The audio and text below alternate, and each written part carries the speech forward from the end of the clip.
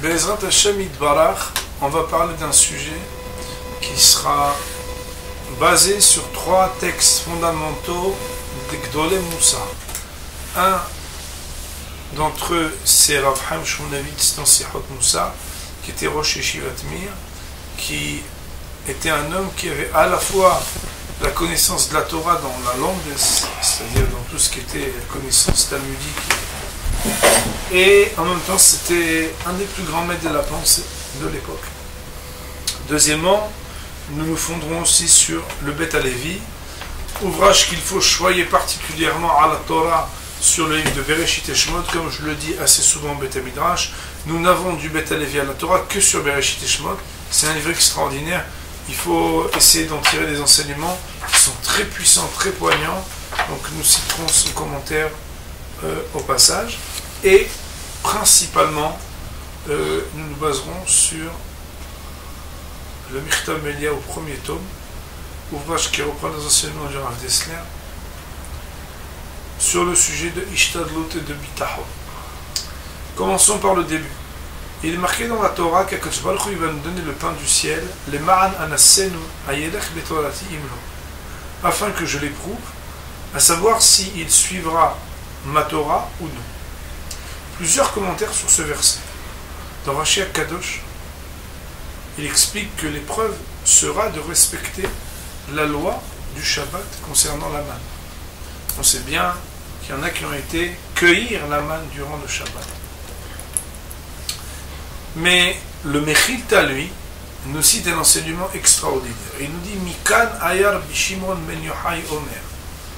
De ce verset-là qui dit qu'Akadosh Baruch Hu va éprouver par la manne le peuple juif pour savoir s'il va ou non respecter sa Torah. L'onitna Torah lidrosh ela leochle haman. Il disait que la Torah ne peut être donnée à être commentée et étudiée que à ceux qui mangeaient la manne. Aketzad, Rabbi Shimon Bar Yochai, de poser sur lui-même la question. De quoi parle-t-on? Aya Yoshev et Doresh. Si quelqu'un était en train de s'asseoir à étudier la Torah, et qu'il ne savait pas d'où est-ce qu'il allait manger et boire, et qu'il ne savait pas comment il allait s'habiller et recouvrir son corps, alors cette personne-là est éprouvée. La manne vient éprouver celui qui étudie la Torah pour savoir s'il est raoui, s'il est à la hauteur de l'étude de la Torah ou non. Le commentaire du Rav Shmulevitz. On apprend de là qu'on ne peut étudier la Torah convenablement. Seulement dans un cas, c'est quand on ne sait pas. Et pourtant, on n'en est pas plus préoccupé de ça, de savoir. Mais comment on va avoir la parnassa? Pourquoi? Parce qu'on sait que tout ce qu'Akadosh Baruch Hu, il doit nous donner, il va nous donner. Le Rav pose la question et nous dit, mais on ne comprend rien à ce midrash. Voilà que si on dit que la Torah ne peut être étudiée que par ceux qui mangent la manne, a priori, aujourd'hui on doit étudier la Torah. Or, on ne mange plus la manne du ciel.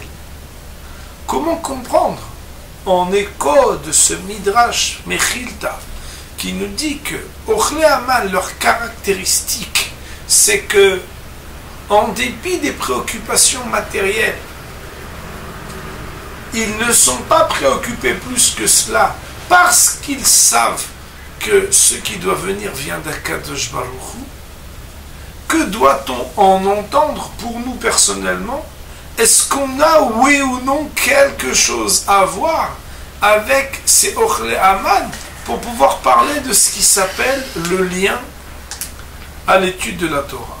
Avant que de répondre à cette question, nous citerons que dans cette même paracha que nous lisons cette semaine, il est marqué un peu plus loin, Vayomer Moshe, Ze Adavar Asher Tziva Hashem, Akadosh Baruch Hu a ordonné Que quoi? Melo à Omer. Mimen ou le mishmeret, malé à Omer, mimen ou le mishmeret les dorotechem. Il faudra prendre une petite cruche dans laquelle on va garder pour les générations à venir un peu de manne en témoignage. Les man yirou et allahem asher echalti etrem bamidbar veotzi etrem eretz Misraïm. Afin que dans les générations à venir, on puisse voir la manne que j'avais donnée. Rachi de dire sur ce verset, Bimei Yirmiya, au temps du prophète Jérémie, que Shaya Mochehan, quand il leur demandait, la manne atem oskim ba Torah, pourquoi vous étudiez pas la Torah?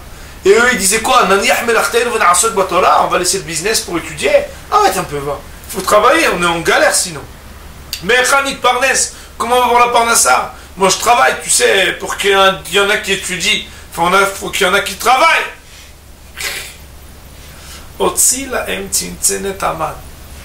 Il leur a sorti le prophète Jérémie la petite cruchette avec là-bas un peu de manne. Amar laem. Il leur a dit, regardez, vos ancêtres, c'est de ça qu'ils étaient parnassim.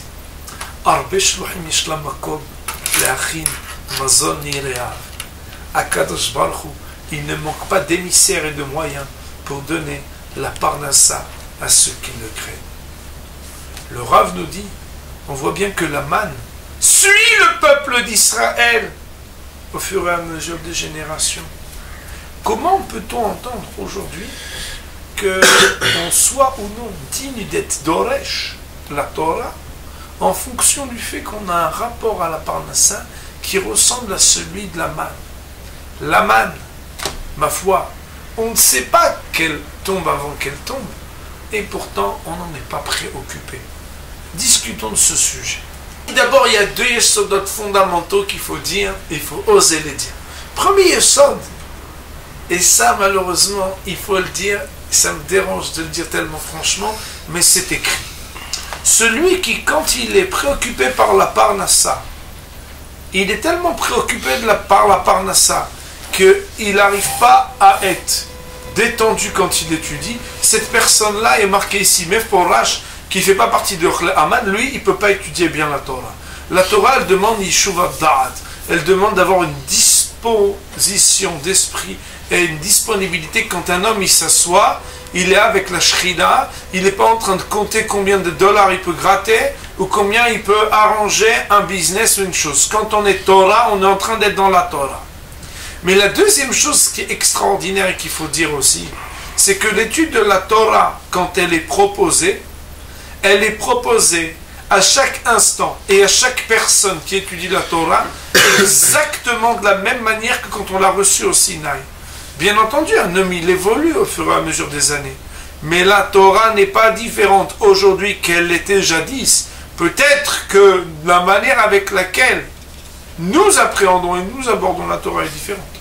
Mais à la base, la Torah, il faut y accéder, être habilité à être, mais Ochle Aman, comme à l'époque, et comme on a dit, ce qui est très renversant, c'est que quelqu'un, s'il sait déjà tout de ce qu'il va gagner, qui viachol, j'en sais rien, cette personne-là, elle n'a pas les conditions. Les conditions, c'est d'être dans une situation où même si je ne sais pas exactement ce qui va se passer, je n'en suis pas préoccupé, et quand je suis dans cette disposition d'esprit-là, alors je fais partie de ceux que la Torah Nitna, elle est proposée, et ils peuvent avoir un accès à la Torah.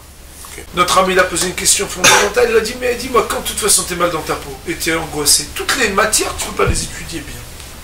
Alors nous on dit ici, peut-être c'est vrai, mais ça ne change pas le fait qu'il y a quelque chose de spécial dans l'Imouda Torah. L'Imouda Torah n'est pas d'étudier un livre de mathématiques ou un livre avec des connaissances extraordinaires sur la fermentation de la farine et du blé dans Masechet Psahim, ou de la manière à laquelle on peut faire une souka ronde dans Masechet Souka. La Torah, elle est le message d'Akadosh Baruch Hu, en cela qui zalm fares la kol, qui donne à chacun sa possibilité de vivre et sa subsistance quotidienne. Celui qui, quand il étudie la Torah, alors qu'il n'est pas certifié pour lui, qui va recevoir sa parnassa, si quand il étudie la Torah, il peut penser, au moment où il étudie, qu'il étudie la Torah d'un être suprême qui peut-être ne pourrait pas lui donner sa subsistance, ou dont il doute, eh bien, il n'étudie pas la Torah. Le rapport à la Torah dépend du rapport qu'on a avec Akadosh Baruch Hu dans le bitachon qu'on a. Sinon, on foule du pied. Celui qui est noté la Torah, au moment où on veut comprendre son message, c'est quelque chose qui est impossible. Nos amis, ils ont dit, c'est quoi mettre le message qui est donné ici? C'est qu'en réalité, il n'est pas possible d'étudier la Torah si on n'a pas le bitachon dans Akadosh Baruch Hu. Bitachon, comment c'est? Ben, bitachon, si c'est quand tu es comme Picsou, tu as plein de sous, tu es tranquille. Tu dis, ouais, j'ai bitachon d'Hachem, j'ai 3 millions avec des gardes devant. C'est pas ça, bitachon. Bitachon, c'est quand c'est pas sûr, et quand même que tu as bitachon. Quand c'est pas certain, et quand même que tu as bitachon. Alors nous, on va dire, c'est donc quoi? Pourquoi on devrait avoir bitachon? Bitachon, parce qu'on sait que c'est lui qui veut nous donner tout. Alors on va dire quelque chose de bien. On va dire, puisqu'on a bitachon, et que tout est déjà, on va dire, disposé dans le ciel depuis Rosh Hashanah, entre Shana et Yom Kippour, comme la Gemara dit dans Betsa, on va ouvrir un collet, tous les bar les bâtiments vont arrêter de travailler, ils vont être toute la journée. Pourquoi? Parce qu'ils ils ont bitachon à Kadosh Baruch Hu. Ou bien on va accepter de se poser la question, pourquoi si on a bitachon, on sort quand même travailler? A priori, on est en train de nous dire que ce qu'on reçoit au travail, c'est comme la manne. C'est exactement ça. C'est qu'il y a toujours des doutes, et que quand on a des doutes et quand même qu'on a bitachon, alors les maasé, on fait partie de ceux qui peuvent étudier la Torah. À quoi ça sert de travailler? Et on va donner un exemple. Le Rav Dessler, il nous dit que le maasé, le Rav Zandel Misalant, il achetait un billet de loterie une fois par mois, et lui, ça lui suffisait. Il gagne pas, il dit rien, et comme ça, Behemet, c'était son métier. Le reste du temps, il étudiait la Torah. D'autre part, on nous dit que Yosef Hatzadik, à la fin de Parashat Vayeshev, on nous dit que là-bas, comme il avait dit au maître Chanson, là, et au maître, aux deux hommes là-bas, il lui avait dit, Zachor Zechartani, quand tu vas aller là-bas, tu vas te rappeler de moi. Il a marqué qu'il a pris 2 années supplémentaires. Pourquoi? Parce qu'il essaie de faire un petit piston pour sortir plus vite de la prison. Le maasé, mais alors quoi? C'est permis, interdit. Comment est-ce qu'on doit avoir un rapport entre l'Eishtadlut et le bitachon? C'est la question que je vous pose, chers amis. Il est très difficile de parler succinctement de sujets qui sont très larges. Mais il y a une histoire qui est rapportée ici qui va beaucoup plaire, dans un langage simple, où le Rav Chaim Shmulevitz s'est dit Kibalti mipi mori ve Rabbi Zatzal, j'ai reçu de mon maître, donc son maître c'était Rabbi Miro, Chaim de Mir, il a dit que de ne pas parler de bitachon dvarim amukim, parce que ça servira à rien. Il faut parler de choses simples pour parler de bitachon. Il dit que une fois il y a une histoire qui a été ramenée au nom du Al-Shich HaKadosh. Qu'une fois l'Al-Shich HaKadosh à la synagogue, il est venu, il a dit Rabotai, celui qui a le bitachon dans Akadosh Baruch Hu, il n'a pas besoin du tout d'aller travailler. Akadosh Baruch Hu, il va lui envoyer sa parnassa. Et là-bas, il y avait dans la synagogue un petit monsieur qui avait une petite charrette. Il a entendu ça, il a vendu sa charrette, et il était à la synagogue toute la journée en train de dire Tehillim, mais rien d'autre. Et Behemet, il a vendu même son âne, tout ce qu'il avait. Et Akadosh Baruch Hu, il a envoyé, que Min Hashamayim, il a trouvé un argaz, un carton plein de pièces d'or, et comme ça il a pu vivre. Tous les élèves sont venus voir le Shich Kadosh, ils ont dit que c'est ça.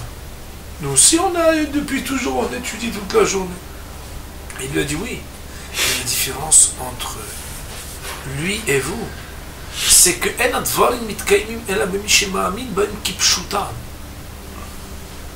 ça peut s'appliquer ce qui lui est arrivé à lui qu'à la mesure de combien vous êtes pertinemment convaincu que c'est comme ça que le monde y fonctionne. Autrement dit, la bataille, celui qui est certain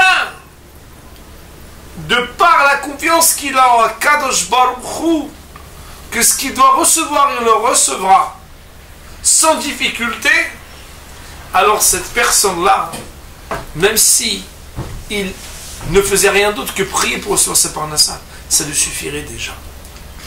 Il ressort, Rabotai, que le problème que nous avons est un problème de niveau de bitachon. Le Rav Dessler est très dur. Très très dur.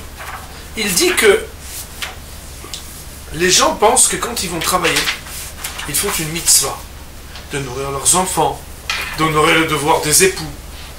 Il dit non, ils appliquent une klala. Avant la faute et après la faute, la parnassa est là-haut, déjà prête à descendre.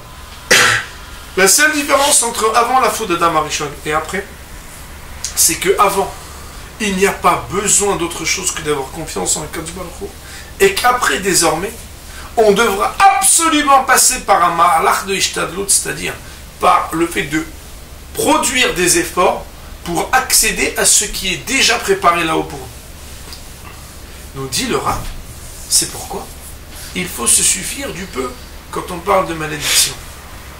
Moins t'en fais dans la malédiction, mieux tu te portes. Cependant, de quoi dépend le niveau de Ishtadlut qu'on doit faire du niveau de bitachon qu'on a en Akadosh Baruch Hu.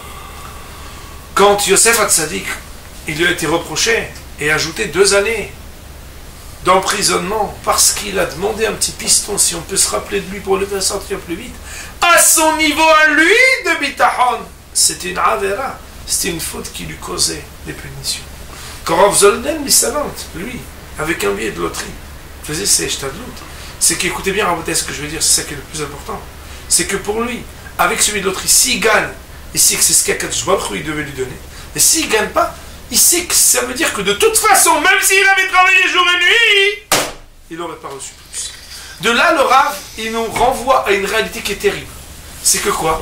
C'est que dans la vie, l'organisation du temps de travail dépend du niveau de bitachon qu'on a. Si quelqu'un, en travaillant 6 heures par jour, si jamais il gagne très très bien sa vie, plus que ceux qui font 8 heures, alors il va se dire, oh, Yad Hashem. Mais que si jamais il gagne moins, il va dire, ouais, mais c'est parce que je n'ai pas fait assez. Si cette personne-là, à cause d'un problème d'organisation de temps, il pourrait se dire, si j'en avais fait plus, j'aurais gagné mieux, même si Hachem n'aurait pas voulu.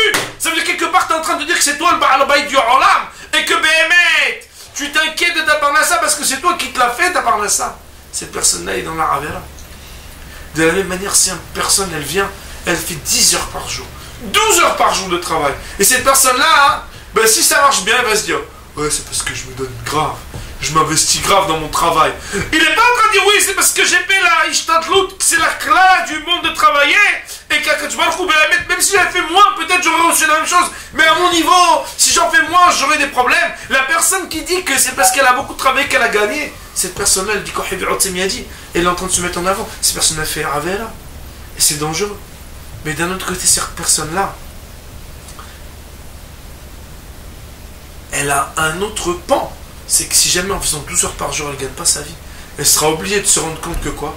Que si BMT elle travaille tellement et ne gagne pas bien, c'est qu'Akadosh Baruch Hu, il a décidé pour lui d'une certaine mesure qu'il doit lui donner, indépendamment du temps de travail qu'il va faire.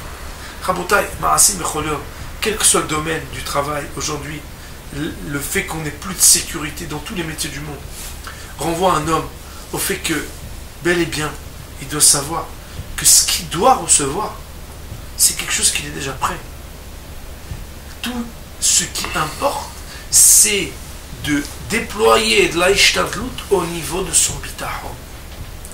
Et bien, émettre que si c'est comme ça, ça veut dire qu'en réalité, quelqu'un qui travaille beaucoup, qu'on le veuille ou non, c'est que cette personne-là, soit elle a un tout petit niveau de bitachon, soit que cette personne-là, elle se trompe dans son bitachon.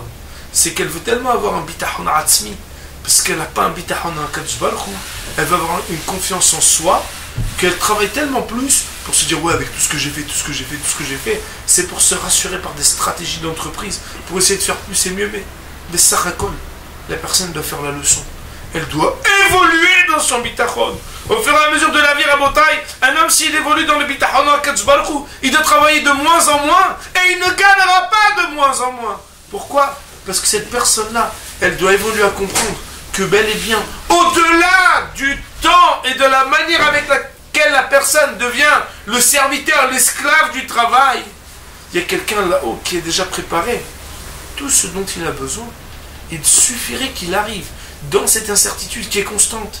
Elle est dans tous les métiers du monde, cette incertitude. Dans cette incertitude, d'avoir un bitachon parfait, d'être celui qui dit, ah, tu travailles que tant d'heures maintenant? Ouais, j'étudie. Ah bon, quoi, t'es pas angoissé? Tu sais combien d'années j'ai passé où je travaillais 10 heures et malheureusement les choses n'étaient pas simples.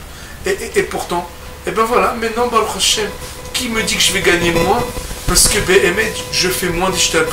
Ça dépend uniquement du niveau de bitachon. Ça, c'est le yesod qui est fondamental dans la manière avec laquelle un homme, qu'il étudie toute la journée, qu'il étudie 2 heures, qu'il étudie 4 heures, quelle que soit la manière avec laquelle il fait sa ishtadlut, la ishtadlut, elle doit être inversement proportionnelle au bitachon qu'un homme il a dans Akadosh Baruch Hu.